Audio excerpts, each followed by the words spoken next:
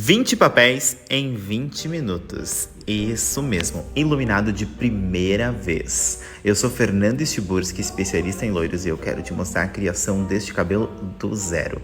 Olha que incrível essa técnica, você vai amar o resultado. Fica ligadinho que na parte de trás não tem contorno. Vamos tirar as mechas a cada 2 dedos em zigue-zague. Vamos fazer uma costura profunda e vamos eriçar cerca de 50%. Desse jeitinho aí. Eu fiz 2 mechas na diagonal e uma na horizontal. 2 na diagonal e uma na horizontal até eu finalizar a parte de trás. As técnicas mais comerciais, as técnicas que vendem todos os dias, eu quero te ensinar no meu treinamento online, a Academia das Loiras. Isso mesmo que você ouviu. Eu tenho um curso online onde eu ensino cabeleireiros a se tornarem verdadeiros experts em mechas comerciais que vendem e faturam todos os dias. No meu curso online, você vai ter acesso a técnicas de loiros e iluminados. Loiros rápidos e iluminados rápidos com poucos papéis, iluminado em meia-lua, mecha craniana. Você vai ter acesso a mechas com correção de cor, cabelo manchado, aonde você vai aprender o passo a passo completo para você ter um excelente resultado. O meu curso também tem acesso vitalício e um e-book de colorimetria.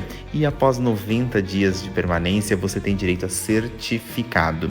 Tudo isso você encontra no link que está na minha bio por apenas R$ 97,00.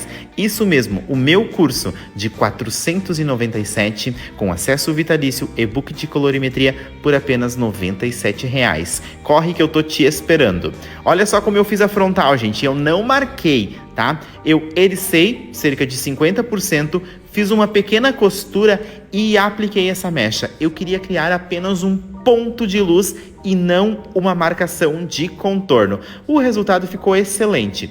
Foram apenas 5 papéis em toda a lateral. 2 em cima da orelha, 1 de frontal e mais 2 na parte do topo. Fiz assim do lado esquerdo e do lado direito. A fórmula eu vou fixar nos comentários se atingir 150 comentários.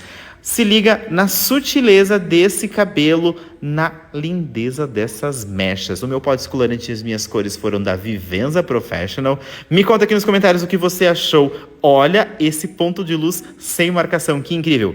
Curte, comenta, salva para você rever e claro,